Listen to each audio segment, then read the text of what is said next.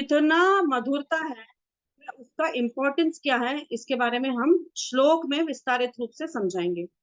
श्लोक में आता है, सुलभम कृष्ण नाम जिह्वा चावशवर्तिनी तथापि नरकायांतिम किम आश्चर्य मत्परम।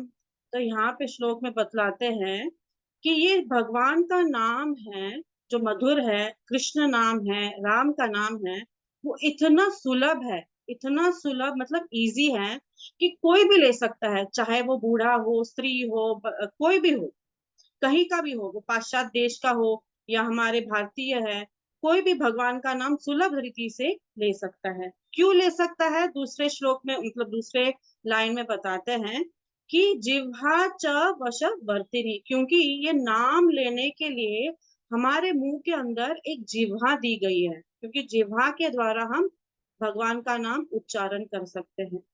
पर हम इतने अधम गति के लोग हैं या इतने पापी है कि जिह्वा देने के बाद भी ये जो सुलभ नाम है, जो भगवान का नाम है, वो लेने में हम असमर्थ है। असमर्थ है मतलब हमारे कुबुद्धि के कारण हम भगवान का नाम लेना नहीं चाहते हैं। और इस जिह्वा से जो भगवान नाम से पवित्र होता है, उसको अपवित्र किस रीति से करते हैं कि बाकी का जो प्रजल्प है या किसी के बुराई में ऐसे हम हमारा टाइम यूज करते हैं। तो इसी का अनुरोध करते हुए हमारे जो भक्ति सिद्धांत सरस्वती ठाकुर हैं, वो प्रभुपाद जी के जो गुरु है, वो बोलते हैं कि ये सब ठीक है, पर आपको अगर कुछ करने की जरूरत नहीं, बाकी अपने जो भक्ति के जीवन में अग्रसर होने के लिए बस ये 5 चीज करिए।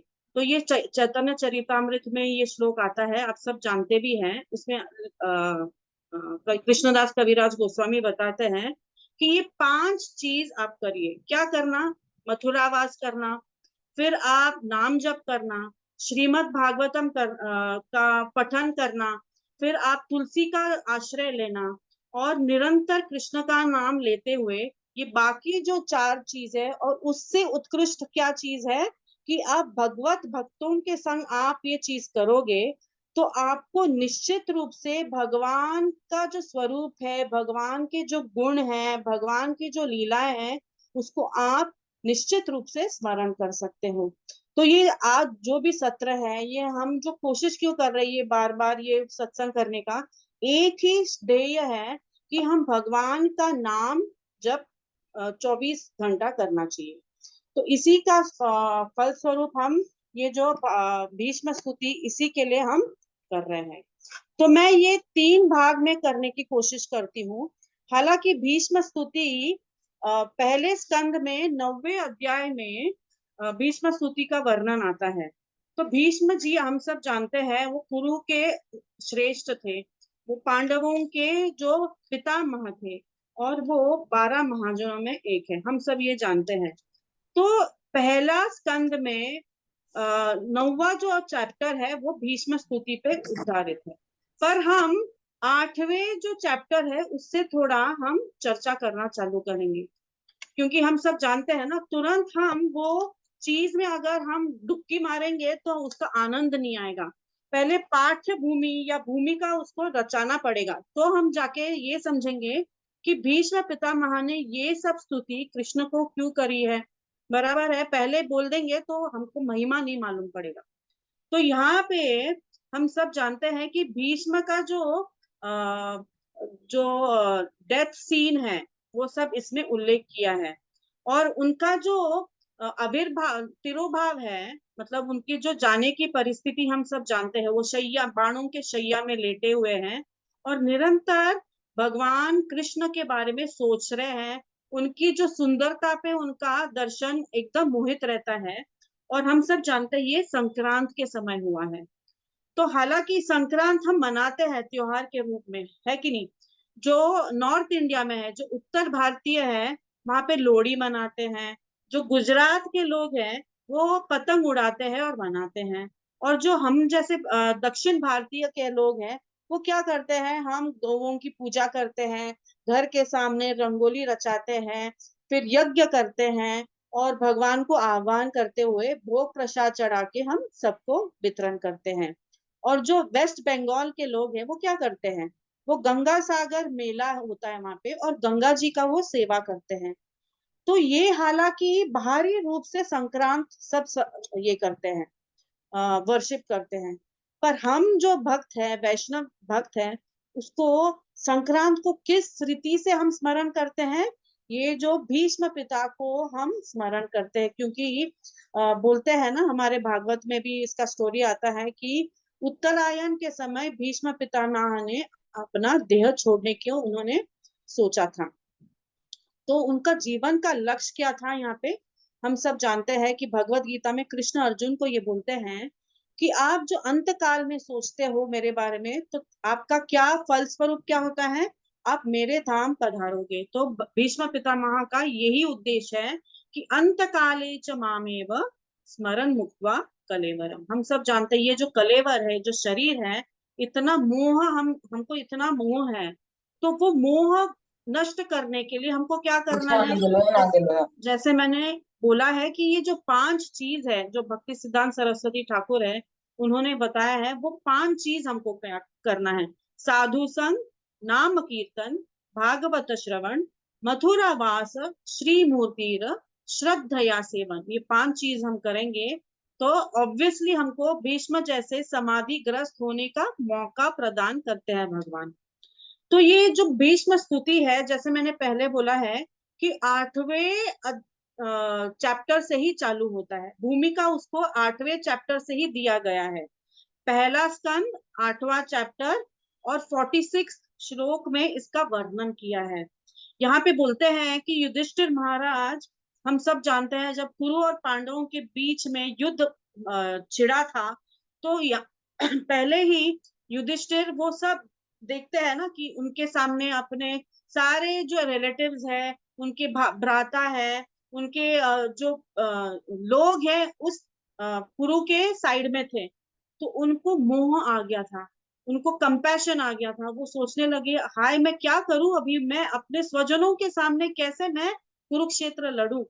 तो ये जो उनका मोह था, वो इतने दुखी हो गए थे, एक्चुअली नहीं, तब युद्ध छिड़ गया था और वो देख रहे थे कि सब जगह मृत्युशैया में सब लेटे हुए थे और इतने लोग मर गए थे। वो इतने दुखी हो गए, और वो दुखी अवस्था में वो ये वार्तालाप कर रहे थे, और वो बिल्कुल निराश थे, अस्वस्थ थे। और यहाँ पे हमारे माधवाचार्य जो है, उनके जो शिष्य बोलते हैं कि भीष्म स्तुति 8वें अध्याय से ही क्यों चालू होता है, क्योंकि ये एक्चुअली कृष्ण का कराया धराया है। क्योंकि वो जानबूझ के युधिष्ठिर महाराज को ये जताना चाहते हैं कि भीष्म पिता के महा के पास आप जाइए और उनसे आप आदेश लीजिए, क्योंकि वो पुरुष श्रेष्ठ है, वो आपको सही रास्ता दिखाएंगे। क्योंकि आप दुख ग्रस्त हो, आप त्रस्त हो, आप मोहित हो, तो आप अपना जीवन काल में जो क्षत्रिय का जो ड्यूटी है वो कर नहीं रही है। तो इसीलिए आपको पितामह के सामने आप आदेश लेने की कोशिश करिए, ऐसे मध्वाचार्य के एक शिष्य बताते हैं। तो इसका तो एक कारण ये हुआ, पर हमारे आचार्य विश्वनाथ चक्रवर्ती ठाकुर ये बताते हैं कि 2 कारणवश कृष्ण एक्चुअली वो कृष्ण के सामने जाके दुखी होकर रोते भी है कि मुझे ये मेरे वजह से इतने सारे लोगों का जान गया है, मैं कितना पापी हूँ, मैं कितना कुभ्रष्ट हूँ, मुझे मति नहीं है, ऐसे बहुत विलाप कर रहे थे। हालांकि कृष्ण परमात्मा है, षडैश्वर्य पूर्ण भगवान है, वो उनमें तो क्षमता थी कि युधिष्ठिर महाराज को समझा सकते थे, पर वो समझा नहीं रहे थे। क्योंकि यहाँ पे हमारे प्रभुपा जी भी बोलते हैं, विश्वनाथ चक्रवर्ती ठाकुर भी बोलते हैं कि वो भीष्म पितामह को यहाँ पे हमारे सामने उनकी जो उत्कृष्ट बुद्धि है उनका हमारे सामने वो दृष्टांत दिखाना चाहते थे। तो यहाँ पे बोलते थे कि विश्वनाथ चक्रवर्ती ठाकुर बोल रहे थे कि 2 कारण है। एक तो ये है कि कृष्ण को ये दिखाना था कि भीष्म पितामह इतने वरिष्ठ भक्त है। दूसरा ये है कि जो महाजन है, 12 महाजनों में से जो भीष्म पितामह एक उनमें से एक है। तो ऐसे महाजनों के समक्ष अगर हम जाएंगे तो हमारा जो मतलब जो बुद्धि है या कुबुद्धि है वो नष्ट तुरंत हो जाएगा। क्योंकि हमारे आचार्य भी गाते हैं ना, गंगा परश होइले पाश्चात्य पावन, दर्शन पवित्र करो यही तुम्हारा गुण। ऐसे उच्चिष्ट भक्तों का, वरिष्ठ भक्तों का हम अगर हम संग लेंगे तो निश्चित रूप से हमारा जो कुबुद्धि है वो सुबुद्धि में परिवर्तित होगा। और दूसरा है कि भीष्म पितामह, क्योंकि वो सर्वश्रेष्ठ व्यक्ति थे और वो उच्च कोटि के भक्त थे, वो क्या करेंगे, वो दीर्घायुष्य का वो आशीर्वाद प्रदान करेंगे युधिष्ठिर महाराज को। तो ये दो कारणवश कृष्ण ने युधिष्ठिर महाराज को समझाया कि चलो कोई बात नहीं कि अब दुख मना रहे हो, पर आप जाके भीष्म पितामह के समक्ष जाके आप उनका आदेश सुनिए। ये हुआ 46 श्लोक। तो आगे जाके हम देखते हैं कितना टाइम है हमारे पास, उस हिसाब से हम श्लोक पहले मैं बोलना चाहूंगी और उसका मैं तात्पर्य कोशिश करूंगी मैं सुनाने की। तो 47 श्लोक है।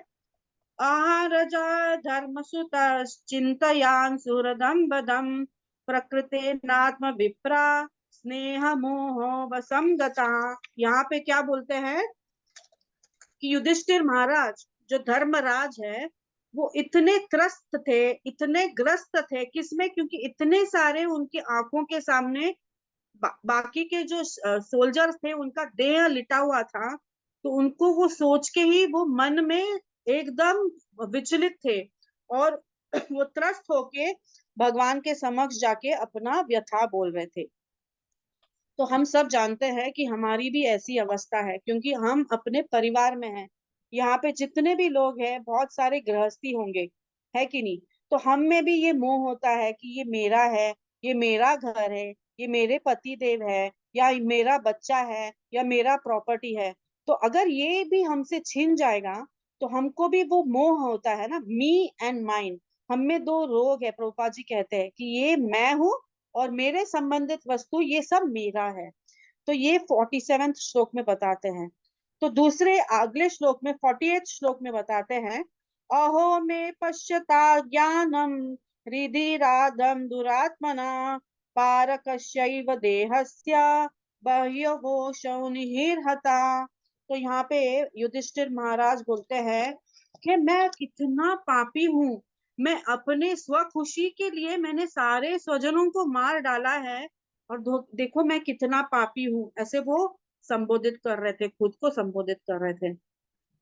मैं कितना अज्ञानी हूँ, मैं कितना अधमरा हूँ, ऐसे वो बार बार अपने को कोस रहे थे। तो यहाँ पे 48 श्लोक में इसका वर्णन करते हुए प्रभुपाद जी कहते हैं कि एक्चुअली यहाँ पे उन्होंने अक्षौणी सेना में कितने कितने हाथी घोड़े हैं वो सब उन्होंने बोला है। एक अक्षौणी सेना में 21,870 कौन थे, रथ थे। फिर 21,000 हत्ती थे और 1 लाख स्वजन थे और 65,600 घोड़े थे। तो ऐसे इतने सारे लोगों का उन्होंने वध ध्वंस कर दिया था युधिष्ठिर महाराज और बाकी अर्जुन भीम ने सॉरी। तो ये सब देखते हुए ऑब्वियसली युधिष्ठिर महाराज इतने दुखी हो गए थे और सम्मोहित हो गए थे। फिर 49 श्लोक में आता है, बाल द्विज सुरिन्मित्रा पितृभ्रातृर्गुरुद्रुहा न मे स्यानिरयान् मोक्षा यपि वर्षयुतायुतै। तो यहाँ पे युधिष्ठिर महाराज बोलते हैं कि मैंने ब्राह्मणों का, मेरे जो हितकारी है उनका, मेरे स्वजनों का जो एकदम आयु में छोटे हैं उनको भी मैंने मार डाला है। मेरी बुद्धि कुम भ्रष्ट हो गई थी और मैं इसी वजह से मैं ऑब्वियसली मैं नरक जाने वाला हूँ, ये बोलते हैं। तो फिर यहाँ पे आगे के श्लोक में आता है 50वें श्लोक में, नैनो राज्य प्रजा भर्तुर धर्म युधे वधोद्विषान इति में नातु बोधाया कल्पते शासनम वचहा। तो यहाँ पे युधिष्ठिर महाराज बोलते हैं कि जो राजा सही कारण मारता है वो अपराधी नहीं है। हम सब जानते हैं ना कि क्षत्रिय का एकमात्र लक्ष्य होता है कि अधर्मियों का विनाश करें और धर्म का उन्होंने संस्थापना करना चाहिए। तो यहाँ पे युधिष्ठिर महाराज हालांकि वो भक्त थे, पर वो ऐसे स्थिति बोल रहे हैं कि मैंने सबका वध कर दिया है, मैंने ब्राह्मणों तक को मैंने छोड़ा नहीं है, और मेरे स्वजन है जो मेरे हितकारी है उनको मैंने वध कर दिया है। तो मैं कितना पापी हूँ, मैं कितना नराधम हूँ। मेरा कोई एक्चुअली मेरा संहार मेरा होना ही चाहिए, मुझे मृत्यु शैया में मैं लेटना चाहिए, ऐसे बोल रहे थे, खुद को दोषी ठहरा रहे थे। तो 51st श्लोक में बोलते हैं, स्त्रीणां मद्धता बंधूनां द्रोहो यो सावहोत्थिता कर्महिर्गृहमेधियार् नाहं कल्पो व्यपोहितम। तो यहाँ पे और दर्शाते हैं कि मैंने जो बाकी के जो स्त्री है उनको भी मैंने मार काटा है। तो हम सोच सकते हैं यहाँ पे स्त्री क्या कर रही थी। तो ऑब्वियसली वो ये बोल रहे हैं कि जो भी योद्धा थे वो तो गृहस्थी थे, तो ऑब्वियसली वो शादीशुदा थे, तो उनको भी मैंने विध्वंस कर दिया है। तो जो विधवा है तो वो तो फिर क्या करेगी, वो किसी के सहारा नहीं रह पाएगी। तो मैं कितना मूर्ख हूँ, मैं एक्चुअली इसके लिए कितना भी दान पुण्य करूं, इसका मैं मेरा जो अपराध है वो कोई क्षमा नहीं कर सकता है। तो मैं बहुत गिरा हुआ हूँ, ऐसे बोलते हैं 51st श्लोक में। फिर 52nd श्लोक में बोलते हैं, यथा पंखेन पंखा बा सूरया वासुराकृतम भूत हत्यां तथैवैतां न यज्ञैर्मर्स्तुम अर्हति। तो यहाँ पे ये बोलते हैं कि अगर सबको, हम सब पापी हैं तो हम पाप नष्ट करने के लिए क्या करते हैं, हम बहुत कोशिश करते हैं। यहाँ पे युधिष्ठिर महाराज कह रहे हैं, मैंने इतना पाप किया है, तो मैं अपना पाप जो घड़ा मेरा भर चुका है उसको मैं कैसे साफ करूं। सोचो अगर हमारे घर में कोई वेसल है, मिट्टी का बर्तन है, तो हम कैसे कोशिश करेंगे उसको साफ करने, पानी डाल के साफ करते हैं ना, तो पानी डाल के उसमें सर्फ पानी डाल के उसको साफ करते हैं। पर अगर कोई साफ करने वाला वस्तु नहीं है, तो अगर बाजू में मट्टी है तो मट्टी से साफ करेंगे क्या, नहीं। तो वैसे युधिष्ठिर महाराज बोल रहे हैं कि मट्टी से मट्टी का बर्तन साफ नहीं होता है, और वैसे कोयले से अगर साफ करे तो भी साफ नहीं होता है, वो और भी गहरा हो जाएगा, उसमें और कालापन होएगा। वैसे मेरी जिंदगी है, क्योंकि मैंने इतने सारे पाप किया है। मैंने पशु से भी नराधम हूं, ऐसे खुद को कोसते हुए कह रहे हैं। तो ये सब वो विलाप कर रहे हैं, वो किसके सामने विलाप कर रहे हैं, कृष्ण के सामने विलाप कर रहे हैं। और कृष्ण बस सुन ही रहे, हंसमुख होकर वो सुन रहे हैं। तो यहाँ पे कृष्ण बोलते हैं कि आप चिंता मत करो, और आपको मतलब मैं भी आपके साथ भीष्म पितामह के पास जाएंगे, और उनसे हम सुनेंगे वो क्या कहते हैं, वो क्या संदेश देते हैं। तो ये 8वें चैप्टर का 52nd श्लोक तक ये विलाप करते हुए युधिष्ठिर महाराज अपना दुख बोल रहे हैं सबको। फिर यहाँ पे हम देखेंगे 9वें अध्याय से, actually passing away of Bhishma Dev in the presence of lord Krishna, ये चैप्टर का अम, अ, ये अ, ये मतलब ये 9th चैप्टर इसके बारे में है।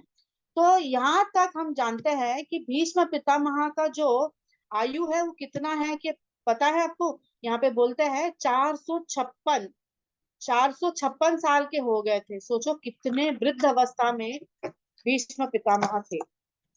तो 9th चैप्टर में सूत गोस्वामी पहले अध्याय में पहले श्लोक बोलते हैं, इति भीत प्रजाद्रोहात् सर्वधर्म विवत्सया ततो विनाशनम प्रागात् यत्र देवो व्रतोपतत्।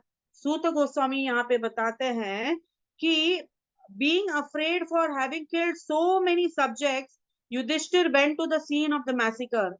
There Bhishma Pitamaha was lying on a bed of arrows about to pass away. तो यहाँ पे युधिष्ठिर महाराज भीष्म पितामह के पास जाते हैं क्योंकि वो उनसे सुनना चाहते हैं।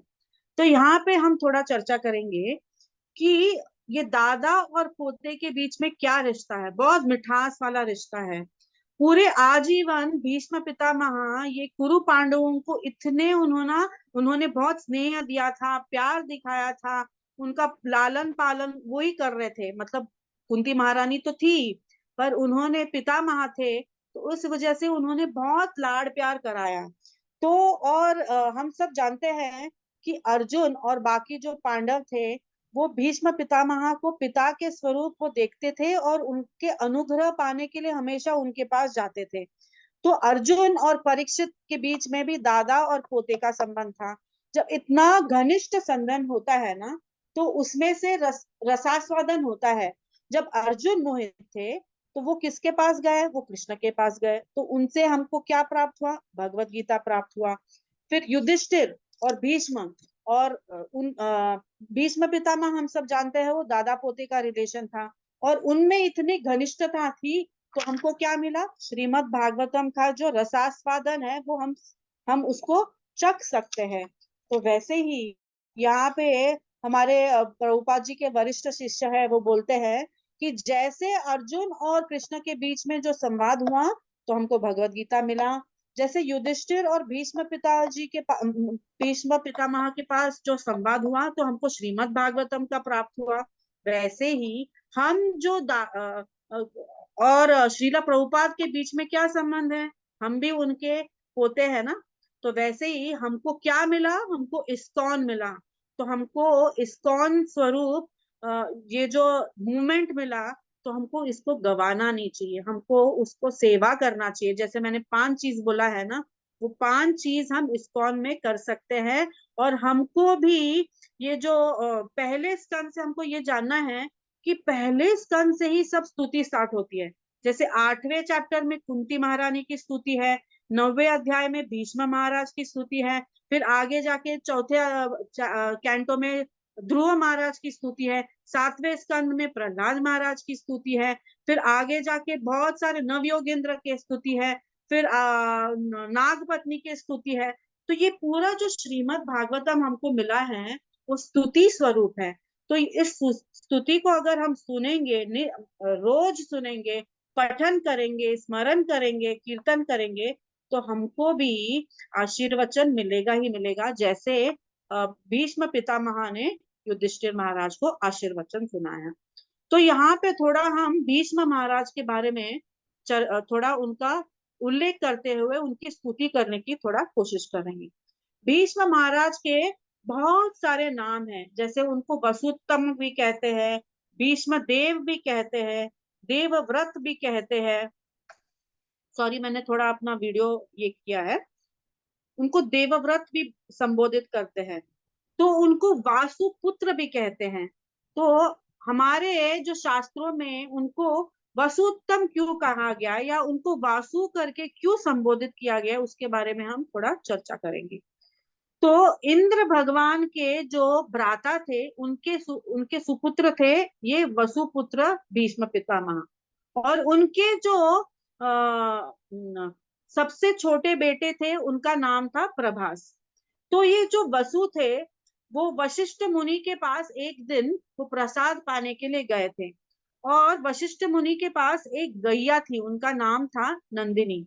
और एक दिन ये जब सब वसु जब वशिष्ठ मुनि के आश्रम गए थे, तो हम जब जानते हैं कि कोई अपने घर जाता है तो उनको आवभगत करके, मिठा बोल के उनको बिठाते हैं, उनका आवभगत करते हैं, उनको कुछ खिलाने देते हैं।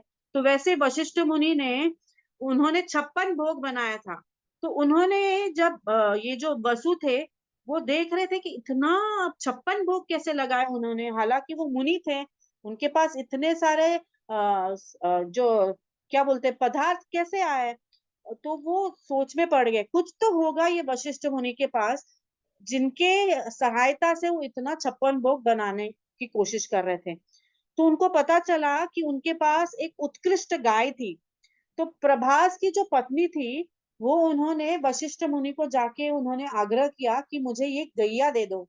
तो वशिष्ठ मुनि ने बोला कि मेरे पास तो और कुछ तो नहीं है ये कुटिया में, मेरे पास ये गाय ही है, जिससे मैं जो भी अतिथि आता है उनको मैं अच्छा से भोजन बना के उनको दे सकता हूँ। और ये गैया जो है मेरी माता है, और माता को कैसे दे दूं मैं, ऐसे वो बोल रहे थे। तो प्रभास की पत्नी सुन नहीं रही थी, बाकी के जो वसुपुत्र थे वो सुन रहे थे। बोला ठीक है, मुनि जी ने कहा है तो हम क्यों उनका निरादर करें।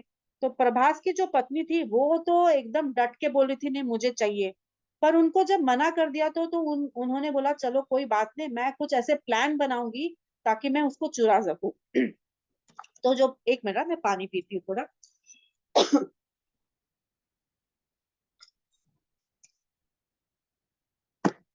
तो जो प्रभास की पत्नी थी, वो बाकी चारे तो वसु थे ना, उनको उन्होंने बुलाया बाहर, और उन्होंने एक प्लान रचा। बोला हमको ना वो चुराना चाहिए। तो ये जो बाकी के वसु थे वो बोले चलो ठीक है, आपने बोला तो कर लेंगे। तो उन्होंने गैया को चुरा लिया। जब वशिष्ठ मुनि को ये पता चला तो बहुत क्रोधित हो गए, और क्रोधावश उन्होंने श्राप दे दिया। तो ये बाकी के जो वसु थे उनको सद्बुद्धि हो गई, बोले हमने हाय हाय हमने क्या अनर्थ कर दिया है कि हम हमारे गुरुवर्य जो वशिष्ठ मुनि है उनके आश्रम में हमने चोरी की है। तो उन्होंने क्षमा याचना की। तो वशिष्ठ मुनि ने बोला कि आपने वो पत्नी के क्योंकि वो पत्नी ने बोला इसीलिए आपने ये कुकार्य किया है। मैं माफ कर देता हूँ, पर मैं ये जो प्रभास है और उनके पत्नी को मैं बिल्कुल माफ नहीं करूंगा, क्योंकि वो मन से माफी नहीं मांग रही है। तो फिर जैसे उन्होंने श्राप दे दिया, तो बोले आपको ना इसका बहुत you will have to you know take birth in human form. तो बोला अभी क्या बोले, अभी मुनि ने ये श्राप दिया तो करना ही पड़ेगा। तो उनका क्या हुआ, पतन हो गया। और वो ये जो दोनों थे प्रभास और उनके पत्नी, गंगा तट के यहाँ पे आए, और वहां पे उन्होंने अपना जीवन निर्वाह करने की कोशिश की। तो गंगा तट पर वो बहुत सारा कार्य कर रहे थे। तो एक दिन क्या हुआ कि जो बाकी के वसु थे उनके पास आए और बोले कि माता हमको पानी चाहिए, हमको बहुत प्यास लगी है। तो उन्होंने क्या किया कि उनको पानी दे दिया। फिर कोई और आया, कोई ऐसे पराया व्यक्ति आया वहां पे, तो उन्होंने जब पानी पूछा, तो ये जो प्रभास की जो पत्नी थी, हालांकि वो उस स्वरूप में नहीं थी, वो जैसे आम आदमी थी वैसे उनका स्वरूप था।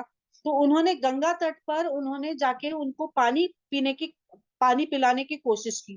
तो ऑब्वियसली जब झुकी वो, तो उसका जो साड़ी का पल्लू था वो थोड़ा हट गया।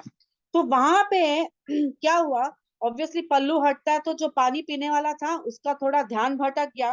वो कौन था, वो एक राजा था, उसका नाम था महाभीष। ये महाभीष कौन था, वो प्रभास था।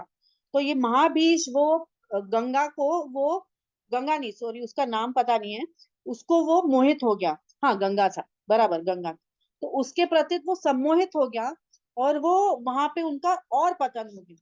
तो वहां पे ब्रह्मा जी ने ये पूरा दृश्यांत वो देख रहे थे, और उन्होंने गंगा को और जो महाबीज थे उनको उन्होंने बहुत डांट फटकार बोला, और बोला कि यहाँ पे भी आपका पतन हो रहा है, देखो आप ये भी ठीक से कार्य नहीं कर रहे हो, तो यहाँ से आपको अधम गति में जाओ। मतलब अधम गति उनके लिए क्या है कि मनुष्य जीवन। तो वहां पे वापस वो ये भूतल में आए, और वो कौन बन गए, शांतनु बन गए। और ये गंगा और शांतनु भूलोक में आ गए। तो यहाँ पे वसु वापस आए, और फिर हम सब जानते हैं वो कहानी कि वो जो शादीशुदा हो गए, तो एक एक जो उनका पुत्र पैदा हुआ, फिर एक एक उन्होंने ऐसे शर्त डाला कि जो भी मेरे से जो पुत्र होगा वो मैं गंगा में उसका दहन कर दूंगी, और आप कुछ पूछना मत, और आप जब पूछोगे तो मैं वहीं से मैं मतलब वहीं से मैं ऊपर चली जाऊंगी। तो जब शांतनु मान गए, हम सब जानते हैं वो स्टोरी। तो जब सातवें जो वो गर्भ को उन्होंने क्या बोलते हैं उसको बाहर लाया, और उसको गंगा में विसर्जित करने वाले थे, तो शांतनु बहुत क्रोधित हो गए, बोले मैं 6 बच्चों को आपने ऐसे कर दिया, मैंने कुछ बोला नहीं, पर सातवें का तो बोलो, आप क्यों ऐसे कर रहे हो।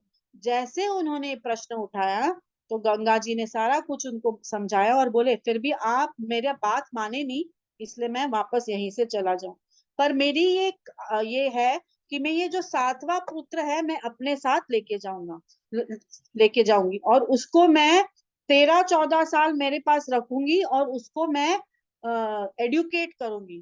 तो वो भीष्म पितामह थे। तो उन्होंने गंगा माता ने उनको शस्त्र विद्या पुरुषोत्तम से, सॉरी परशुराम देव से उन्होंने शस्त्र विद्या विद्या दिलाई, और नीति विद्या उन्होंने बृहस्पति महाराज से उन्होंने विद्या प्रदान किया। तो 16 साल भीष्म पिता देवलोक में थे, और वापस वो नीचे आए, इसलिए वो देवव्रत भी कहलाते हैं। और उन्होंने ऐसा वचन दिया, हम सब वो स्टोरी में नहीं जाएंगे, कि वो आजीवन उन्होंने ब्रह्मचर्य का पालन किया।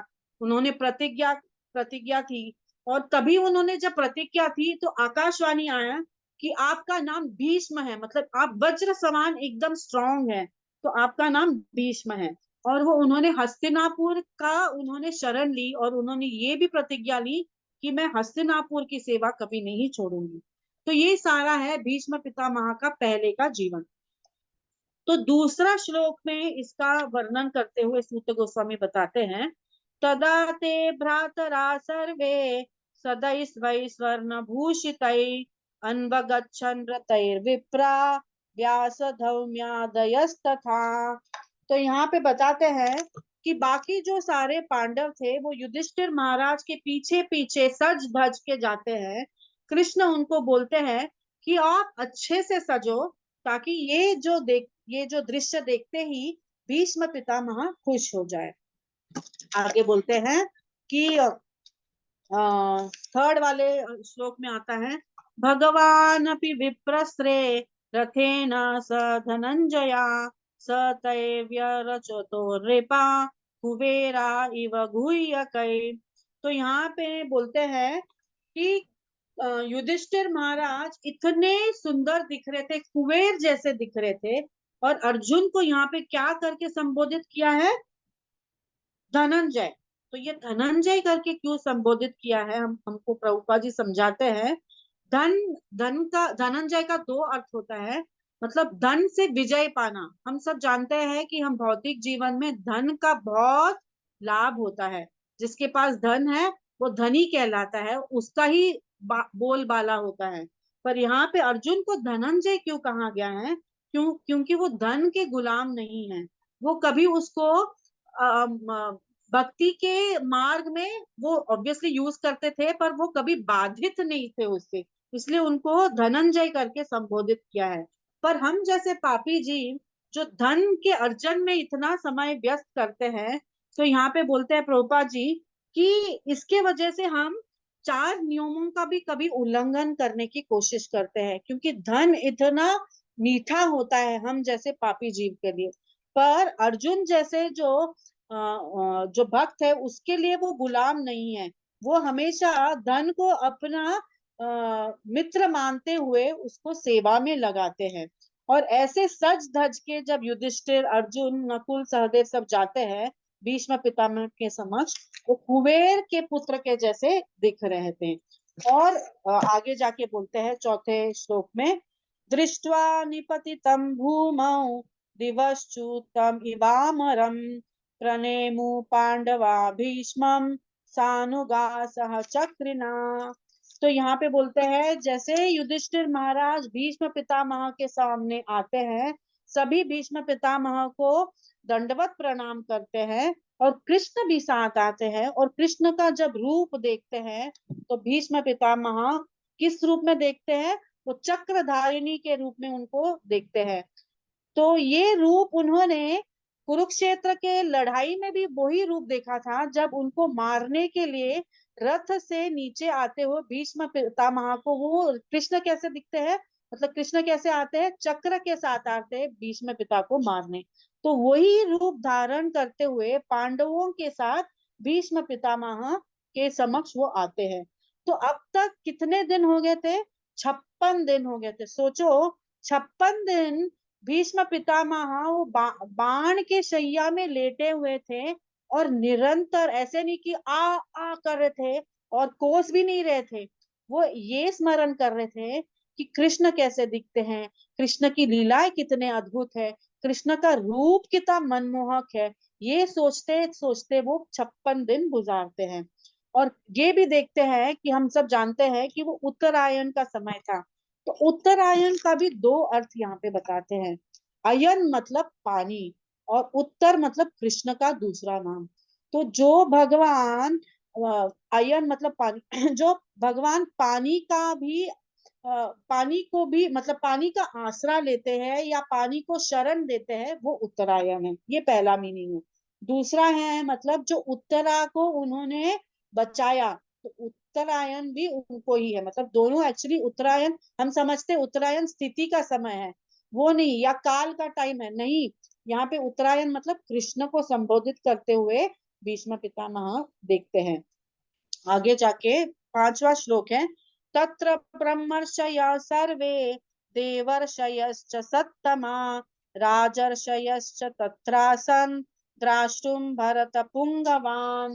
तो यहाँ पे बोलते हैं कि जैसे ही सबको पता चला कि कृष्ण आए हैं, पांडव आए हैं भीष्म पितामह के समक्ष, तो बाकी के जो ब्रह्मांड में जो सारे ऋषिगण हैं, जो योगी है, जो देव देवता है, जो ब्राह्मण है, जो राजा है, वो सब वहां पे उपस्थित हो गए।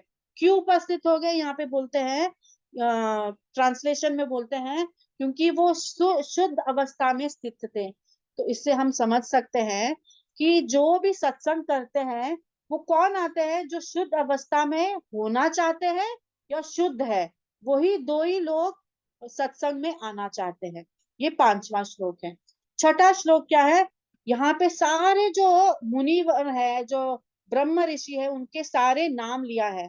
तो आप बोलोगे सबका नाम क्यों बोलना है, तो सबका नाम बोलने से, अपने जिह्वा से बोलने से अपना जिह्वा पवित्र होता है। इसी यहाँ पे सिक्स्थ और सेवेंथ श्लोक में सारे जो देवगण है, सारे जो ऋषि है, उनके नाम का उल्लेख किया है। पर्वतो नारदो धौम्या भगवान बादरायणा बृहदसो भारद्वाजा शशिष्यो रेणुका स्थिता वशिष्ठो इंद्र प्रामादस्त्रितो गृत्समोदो स्थिता कक्षिवान गौतमो त्रिश्चा कौशिको था सुदर्शना। तो यहाँ पे बहुत सारे जो मुनि हैं, उन सारे लोग वहां पे उपस्थित हो गए, ताकि वो भी भीष्म पितामह से सुने और वो उनका भी उद्धार हो।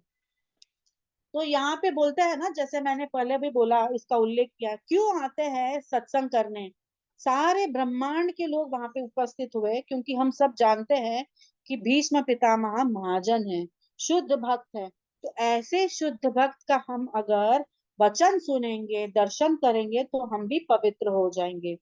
तो यहाँ पे और एक चीज बहुत अचरज की बात है कि ये लोग तो आए हैं, पर जो लोग भीष्म से सम्मत, मतलब उनसे कभी वो उनका मिलता नहीं था, वो कभी कभी कभार मतलब शत्रुता दिखाते थे, वो भी वहां पे आ गए, इसी कारण कि वो भी भीष्म पितामह जो शैया पे लेटे थे, उनका ऑब्वियसली देह वो ऐसे इसीलिए रुके थे कि कृष्ण आए और दर्शन दे।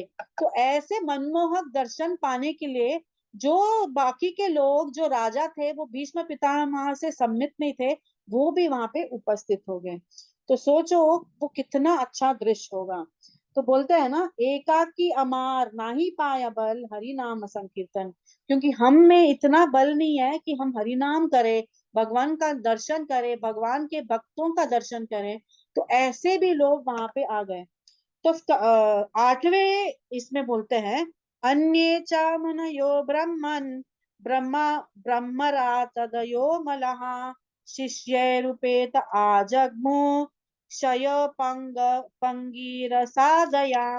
तो यहाँ पे बोलते हैं सुखदेव गोस्वामी, बाकी सब वहां पे कश्यप मुनि, अंगीर मुनि और बाकी सब वहां पे अपने शिष्यों के साथ वहां पे पधारे। तो ये भी बहुत अच्छा श्लोक है। स्कंद पुराण में उसका उल्लेख आता है कि जब क्षत्रिय श्रीमद् भागवतम सुनते हैं, तो अपने जो परिजन है या उनके प्रजा के साथ वहां पे आते हैं। क्यों आते हैं, ताकि उनका राज्य का विस्तार कर सकते, धर्मों के आधार पर वो अपना राज्य का विस्तार करें। शूद्र क्यों आते हैं, ताकि वो जब निरोगी होते हैं ना, शूद्र काम करते करते थक जाते हैं, निरोगी होते हैं, वो क्यों आते हैं ऐसे सत्संग में, ताकि उनका काया पलट हो जाए, वो एकदम मतलब रोगी से वो एकदम अच्छा तरोताजा महसूस करे। और वैश्य क्यों आते हैं, वो धन का अर्जन करने के लिए। और ब्राह्मण क्यों आते हैं, विद्या का बढ़त या विद्या का अर्जन पाने के लिए। और यहाँ पे ये और एक चीज मुझे बहुत अच्छा लगा, स्त्री भी क्यों आती है, ताकि उनकी जो सारी जो इच्छा है वो भागवत सुन के पूर्ति हो जाती है। तो यहाँ पे इसीलिए सुखदेव गोस्वामी, कश्यप मुनि, अंगिर मुनि और बाकी सारे मुनि, उनका आगमन हुआ, ताकि वो भीष्म पिता के मुख से सब सुन सके। बोलते हैं ना कि यस्य श्रवण मात्रेन, सिर्फ श्रवण से ही हमारा जो उद्धार हो सकता है। जैसे हम जब जानते हैं ना कि जब फूल खिलता है तो उसमें मधु मधु होता है, तो उस मधु को पाने के लिए या उसका रसास्वादन करने के लिए वहां पे मधुमक्खी वहां पे आके इर्द गिर्द भटकती है। तो वैसे ही यहाँ पे जो भीष्म पितामह जैसे फूल हैं उन खिले हुए हैं, तो उनके श्रीमुख से सुनने के लिए भंवरे उनके इर्द गिर्द आके पहुंच गए हैं। तो ये हुआ 9वां श्लोक। तो और एक चीज है यहाँ पे, धर्मोज्ञ, उनको सारे जो महर्षि हैं उनको धर्मोज्ञ कह के संबोधित किया है। तो धर्मोज्ञ मतलब जो धर्म के अनुसार अपना क्रियाकर्म करते हैं। यहाँ पे और एक चीज है कि भीष्म पितामह भी धर्मोज्ञ है, क्योंकि उन्होंने हस्तिनापुर का जो राज सिंहासन कैसे संभाला, वो सब धर्म धर्म के अनुसार संभाला। और जब वो लेटे हुए थे, वो सब मतलब इतने अच्छे से वो लेटे हुए थे, इतने शांत वृत्ति से लेटे हुए थे, और ऐसे सोच रहे थे कि कभी कृष्ण आएंगे, कभी मेरे पांडु पुत्र आएंगे, कब मैं उनकी मतलब कभी मैं ये जो पांडु पुत्र है उनको मैं आलिंगन कर पाऊंगा, कभी मैं कृष्ण का जो मुख है उसको श्रीमुख का दर्शन कर पाऊंगा। तो तभी भी वो ऐसे दुखी नहीं थे। तो और उन्होंने आगे के श्लोक में ऐसे बोलते हैं कि नहीं, यही श्लोक में, सॉरी, यही श्लोक में इसका विवरण आता है कि जो भीष्म पितामह है वो आवभगत भगत करने के लिए निपुण थे, बहुत एक्सपर्ट थे। तो ये धर्म का एक और एक स्तंभ है कि जो भी अतिथि आपके घर आता है उसका कैसे आपका सेवा करना चाहिए, वो यहाँ पे भीष्म पितामह दिखाते हैं। कि जब कृष्ण आते हैं वो नमस्कार के मुद्रा में उनको अवभगत करते हैं, और मिठास भरी वाणी से वो उनका अवभगत करते हैं। और जो पांडुपुत्र थे उनको एकदम स्मित हंसी से उनका स्वागत करते हुए उनको आलिंगन करते हैं।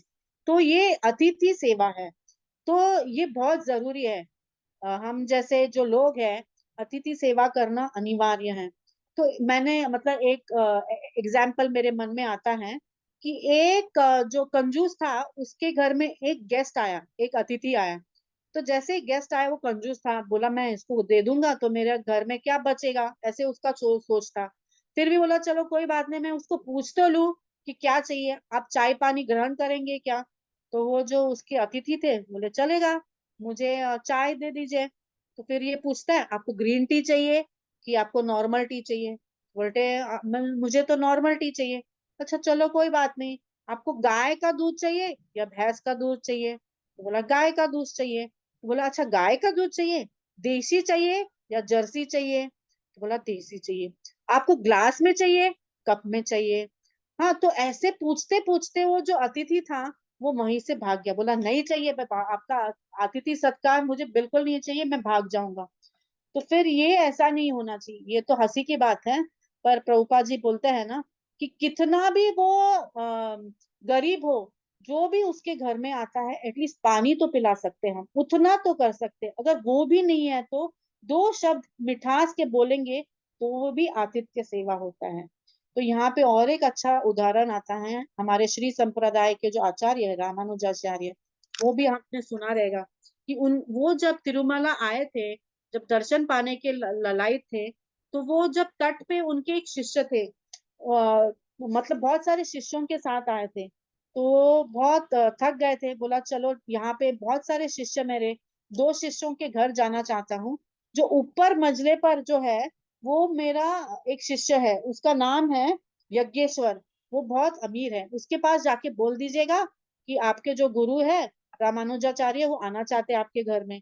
तो ये जो शिष्य थे, तीन चार शिष्य थे, वो जाके उनको जाके बोले कि शिष्य मतलब आपके गुरु महाराज आए हैं। तो एक्चुअली वो बहुत अच्छा भक्त थे, ये शिष्य थे रामानुजाचार्य के। जब उन्होंने सुना कि रामानुजाचार्य आए हैं तो उनका खुशी का ठिकाना नहीं रहा, वो उछल रहे थे, कूद रहे थे, और उनकी आंखों में आंसू आ रहे थे। और वो उतने उसमें तल्लीन हो गए, वो बिल्कुल ये देखे नहीं कि उनके घर में उनके शिष्य थे, उनको उन्होंने अंदर बुलाया नहीं। और वैसे ही निराश होके शिष्य वापस रामानुजाचार्य के पास आए। और जैसे ही रामानुजाचार्य ने उनसे पूछा कि क्या था उनका प्रभाव, क्या था, उनको जब बोला आपने कि मैं आने वाला हूँ, क्या उनका ये था, तो ये शिष्य थे वो तो बहुत खुश थे। वो ऐसे आपके आगमन के लिए बहुत खुशी के आंसू, ये मतलब अ, उनके आंखों में आंसू थे, वो नाच रहे थे। तो उन्होंने पूछा आपको कैसे उन्हें अवगत किया कि नहीं? तो बोले नहीं, वो तो भूल गए, वो तो अपने खुशी में तल्लीन थे। तो रामानुजाचार्य कुछ बोले नहीं। बोला कोई बात नहीं, आप यहाँ पे वरदाचार्य करके है मेरा जो शिष्य, उनके पास जाके आप पूछो। तो शिष्य वापस उनके घर गए, और ये जो शिष्य थे बहुत गरीब थे, उनके घर में कुछ भी नहीं था, सब टूटा फूटा था। एक गमला था, वो भी टूटा फूटा था। सब वहां पे चटाई नहीं था, कुछ भी नहीं था। तो उनके पास जब जाके उन्होंने दरवाजा खटखटाया, तो ये जो शिष्य थे वो आए। इतनी खुशी से उन्होंने उनको अंदर आवभगत किया और उनको बिठाया। और बैठने के लिए कोई चटाई वटाई तो थी नहीं, कुछ भी नहीं था। तो उन्होंने जो भी अपने चादर था, उत्तरीय था, उससे उन्होंने झाड़ा उधर और उनको बिठाया। और वहां जाके उन्होंने टूटा फूटा एक कप था, उनसे उन्होंने पानी ग्रहण कराया उनको। तो और उन्होंने बोला कि बहुत खुश होके ये जो शिष्य थे, उन्होंने उनको बोला कि यहाँ पे आपके गुरु महाराज रामानुजाचार्य आने वाले हैं। और ये सुनते ही वो जो शिष्य थे उनके पैर पकड़ के बोले, आपकी कृपावश मुझे ये अवसर प्रदान मिला कि आपकी वजह से हाँ हमारे जो गुरु है उनको मैं अपने घर में बुला सकता हूँ। तो वापस ये जाके जब उन्होंने रामानुजाचार्य को बोला, तो रामानुजाचार्य बोले ये होता है आतिथ्य सेवा। ये है कि हाँ, यहाँ पे यज्ञेश्वर जो एकदम अमीर था, सेठ था, वो भी खुश था। पर उसने क्या गलती कर दी, उन्होंने ये आतिथ्य सेवा नहीं की।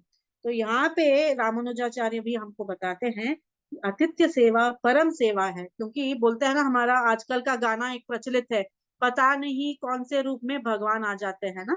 तो भगवान के शिष्य या कोई भी हो सकता है, तो हमको उनका ये नहीं करना चाहिए, तिरस्कार नहीं करना चाहिए। तो यहाँ पे भीष्म पितामह हमको समझाते हैं कि आतिथ्य सेवा करना जरूरी है। दूसरा श्लोक है, 10वां श्लोक, क्या आता है उसमें?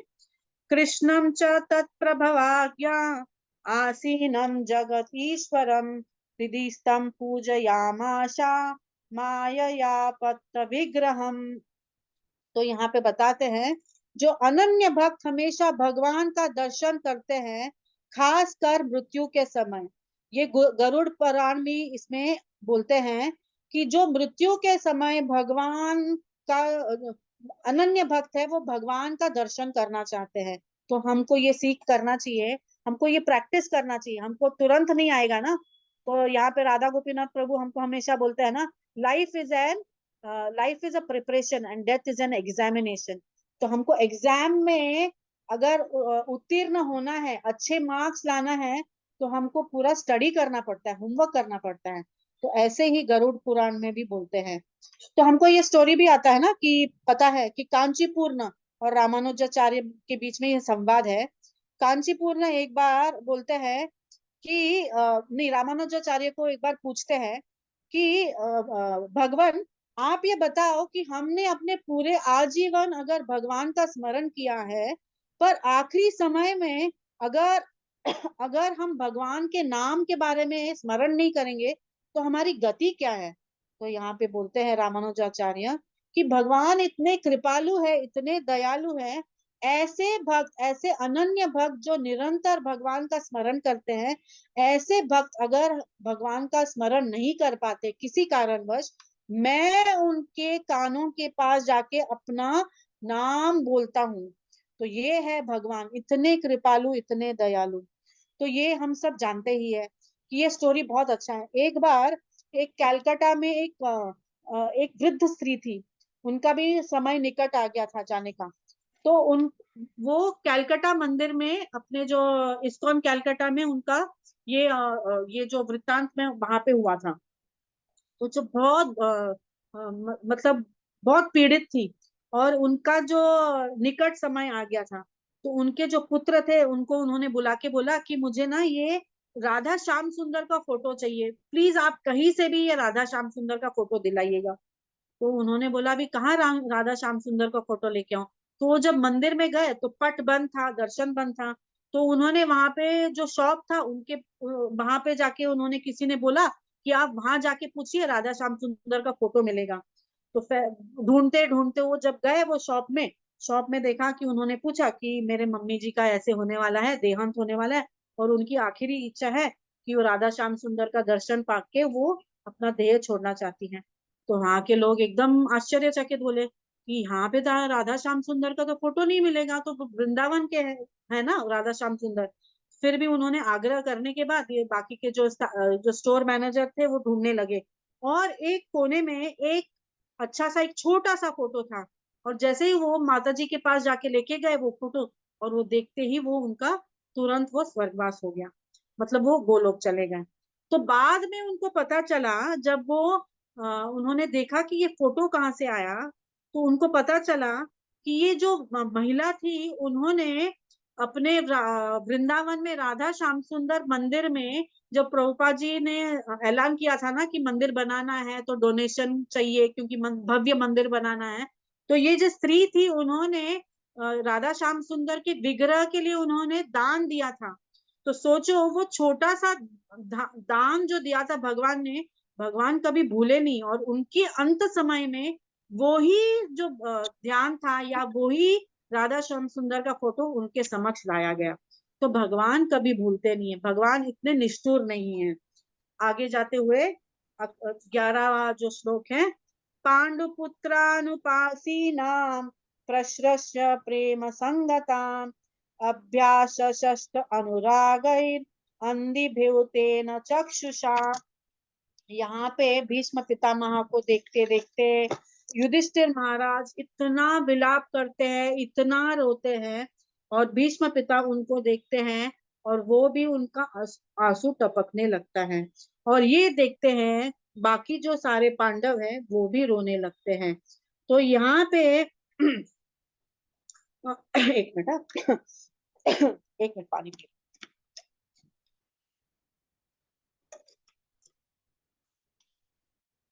भीष्म पितामह उनको देखते हुए, उनका जो सुंदर स्वरूप देखते हुए भीष्म भीष्म पितामह उनको आलिंगन करते हैं और उनको आशीर्वचन देते हैं, और परस्पर दोनों की आंखों में आंसू आता है, और दोनों प्रेमावश होकर एक दूसरे को आलिंगन करते हैं।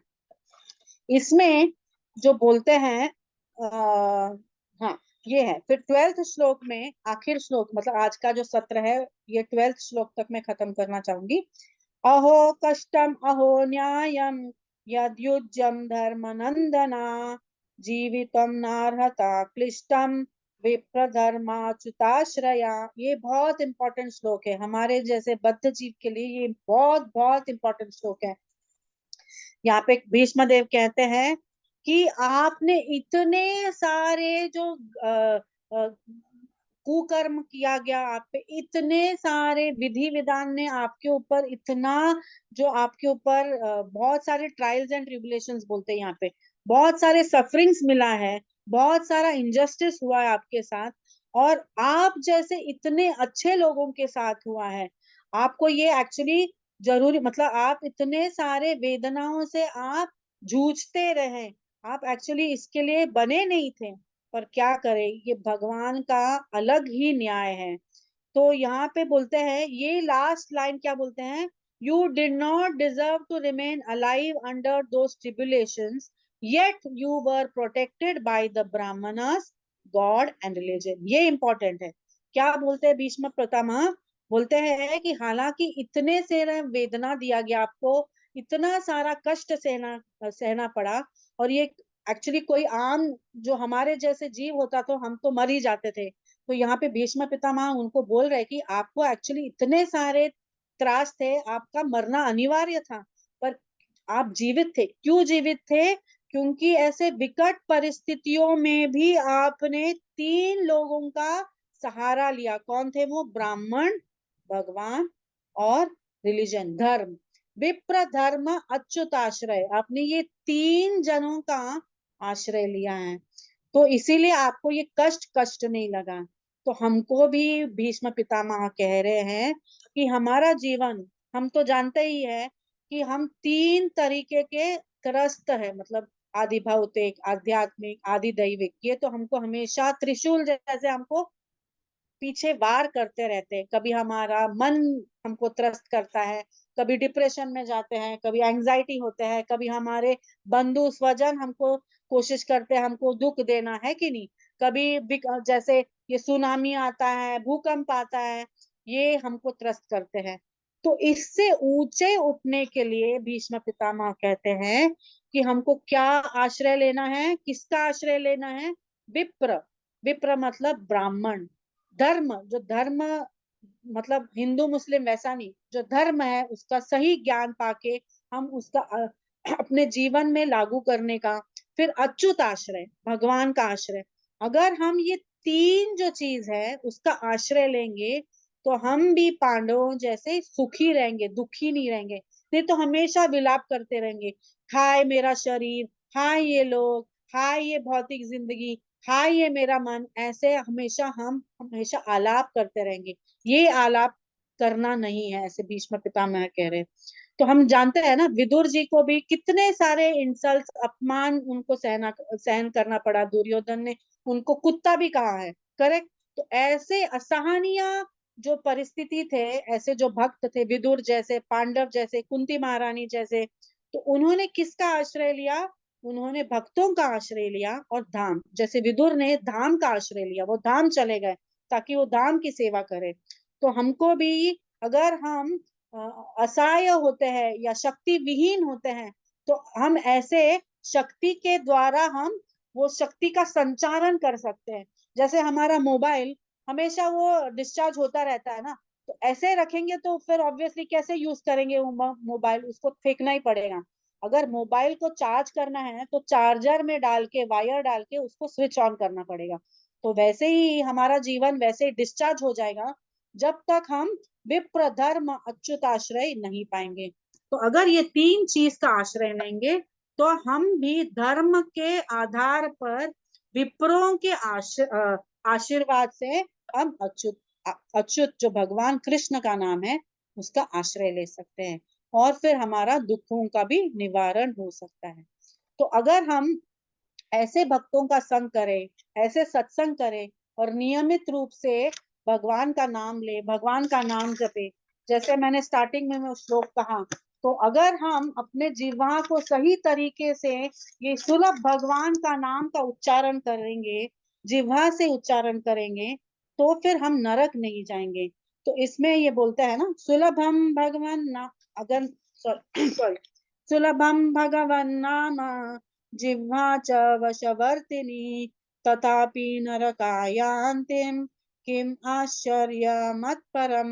तो अगर हम भगवान धर्म और विप्र का संग करेंगे तो हमको यही सुलभ नाम जप करेंगे तो हमारा निवारण हो जाएगा और हमारा जो भक्ति का जीवन है वो सुखमय होगा और हम अंत गति को कृष्ण की प्राप्ति कर सकते हैं।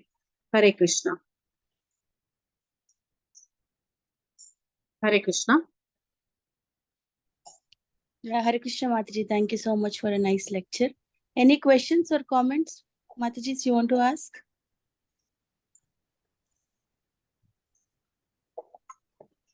Very nice, Mataji. Thank you so much. Hare Krishna. Sorry for any of my, unintended offenses or I have transgressed any of my this. Please forgive me if I made any offenses, and please rectify if I have done some.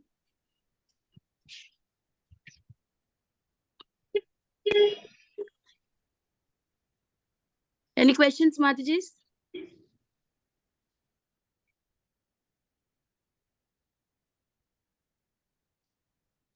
Thank you, Mataji. Thank you, Niladri Mataji. Thank you for your valuable time.